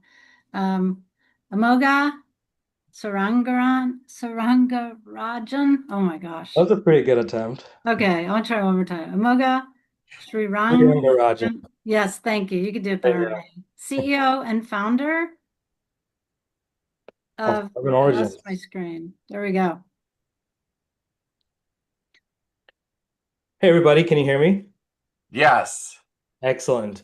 I'm putting my contact in the chat here for those who want to follow up after the pitch here. I'm going to share my screen. Yeah, Carbon Origins. There we go. Yep. Everybody getting my screen? Yeah. Good. All right. So, hey everyone, my name is Amoga. I'm founder and CEO of Carbon Origins, where we are on a mission to make robots commonplace. Our ultimate goal is to solve the world's labor crisis by unleashing the power of AI-powered robot labor. And let me tell you, our AI is built different. It's trained in the real world by the best humans on the planet. Expert operators put on a VR headset, they work from home, from a control center, and they control machines live using the VR headset. And we collect all the data that you get from a VR headset, like head tracking, eye tracking, what they're paying attention to as they're controlling that machine. And we use that data to train AI models to do complex tasks in unstructured environments. And we're building this, and we're bringing this incredible technology to firefighting through our flagship robot, Mars FX, our multi-purpose autonomous robotic skid steer for firefighting. Mars is truly a multi-purpose robot, already capable of using over a dozen different tools, including the Firebox, which makes Mars one of the world's most versatile firefighting robots. We've been working very closely with the Firebox team for the last 6 months, perfecting Mars for rapid response firefighting. So it's positioned near critical infrastructure and it gets to work as soon as there's a fire. The onboard sensors and the AI co-pilot gives remote firefighters superpowers. They feel like they're Tony Stark from Iron Man. This is how we solve the labor shortage in the firefighting industry. With Carbon Origins technology, we can tap into a global workforce of firefighters, and we can attract the next generation into that workforce and then force multiply them over multiple machines at the same time. So these firefighters can work from the safety and comfort of their home office. And VR firefighting is how we train and supervise the AIs that will power our machines of the future. And we can bring these to support prescribed burns, working alongside firefighters on the ground. Our AI is capable of providing point protection for critical infrastructure and industrial sites. It can tackle wildfires live, and it can also do fire watch and mop up after the fire has been contained. So let me show you our AI in action. We've been training this for the last couple of months to go put out car fires. So this is view from inside the operator's VR headset. So they have video coming in from different cameras. It feels like you're sitting in the machine, but without any of the blind spots, and with AI feeding you sensor data that you would never have access to if you were sitting inside the physical machine. And the operator showed where the fire is and hit go. And now the machine has plotted course to where that fire is. You can see that green line. That's, you're seeing what it's thinking. And the operator can take control of the machine at any time. And if they do take control and make any corrections, that becomes correction data for us to improve the AI models. So you see it's approaching that car right there. And as it starts getting closer to the fire, it starts adjusting its angle of attack. It starts figuring out what angle it needs to get the firebox and how it needs to shoot the water. It carries 500 gallons of fire retardant, and it uses it very efficiently. Fire is one of those things that are very easy for computer vision models to distinguish from the environment because it's so distinct. And thermal cameras are much better at detecting, you know, what the fire is, how the fire retardant is interacting with the fire. So now this is a simulated fire, but the machine thinks it's actually there, and it's using the same algorithms to tackle it. In a week or so from now, we're actually going to be doing this with a real car, and we've been putting the models to the test in simulation that's overlaid into the real world. You can see it thinking as it's recalculating and attacking it. And you can also hear it thinking as it's going through different sequences. There you go. So hope you enjoyed that. And now here's my ask. We're producing 25 of these units. So help me get the word out there and get these machines in the hands of right people who can truly leverage the power of robotic firefighting. We've so far raised $3.5 million, and we're going to be raising another $10 million later this year. So if you're interested in getting in the ground floor of a $1 trillion AI, physical AI company, they'll be powering heavy equipment, firefighting equipment of the future, get in touch with me. Thank you. Thank you so much. I saw that Mark had his hand up. Well, I mean, I didn't see anything that looked like patents. How do you protect this idea? Oh yeah, well, it's all about the data, right? And the weight and how much data you collect directly correlates to how good your AI is. It's like ChatGPT, you can't really patent it. It's about how much data you're collecting from real world and tagging it and how good your algorithms are. If it was pitch dark, would you still be able to see a human in front? Or if there was smoke that was so extensive that literally there was no visibility, would you be able to see that you weren't running over a human? Oh yeah, absolutely. The sensors on the machine are far better at detecting people, vehicles, animals, objects than any human eyes. It has radar, LiDAR. It has 16 different cameras on the machine, HDR, low light cameras, and every camera we're running computer vision models. And then, I mean, in most cases, you're not going to have a flat road to get to the source of the fire. So, how do you, does it automatically just stop in its tracks if it's about to go off of a mini cliff and go and do a face plant? Or how do you avoid your machines, dealing with topography that is very uneven and challenging and, might even have a bunch of trees in your way to get to where you need to go? Yeah, so between the cameras, the radar, and the LiDAR, it's creating a point cloud of the environment around it. It's simply put, it has a very detailed map of what's happening around it. And it can see through fog, it can see through dust and smoke because of the radar. It can penetrate through all of that. And we're running reverse kinematics. So before the machine does any action, it knows what the consequences of that action is in that environment. So it's far better at keeping itself stable and out of harm or tipping over or rolling over than any human would. And what does this machine cost to build? We sell it for $345,000. And what's your margins? A lot. Okay, so is it all off the shelf technology just packaged onto these type of vehicles? Yep, we can go on any machine. Our kit that goes on the machine is about $150,000 retail, our list price. Once it's all integrated with the software and 3 years of service, we price it at around 345.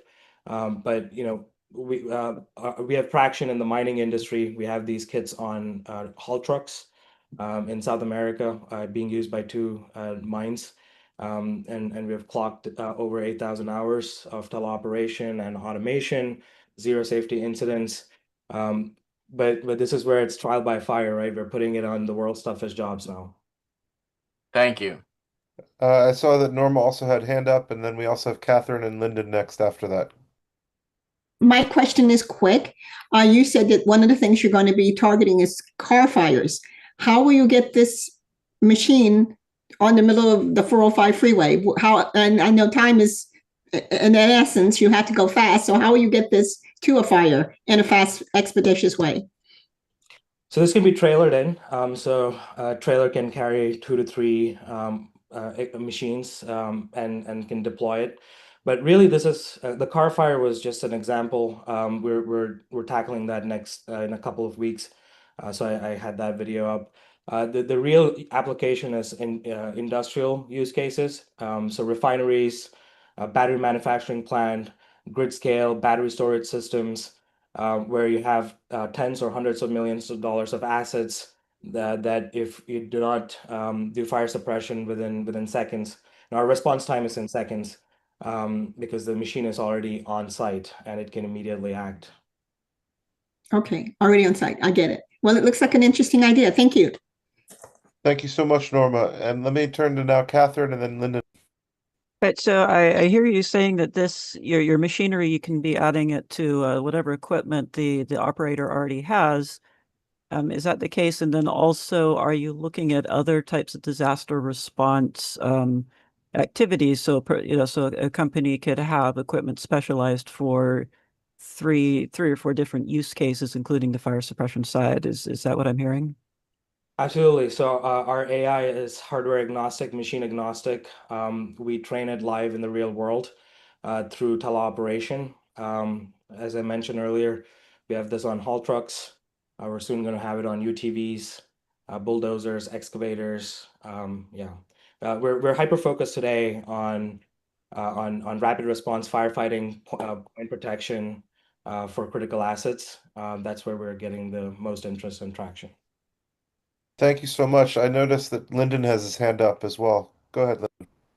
Yeah, you've kind of answered it already, but I was looking for you to go into a little bit the agnostic aspect of the technology, putting it on other machines, maybe Steve Wolf's jet powered solution, and also would love to explore the use of this technology for let's say the Ukraine firefighting in expansive UXO contaminated landscapes where we need solutions for.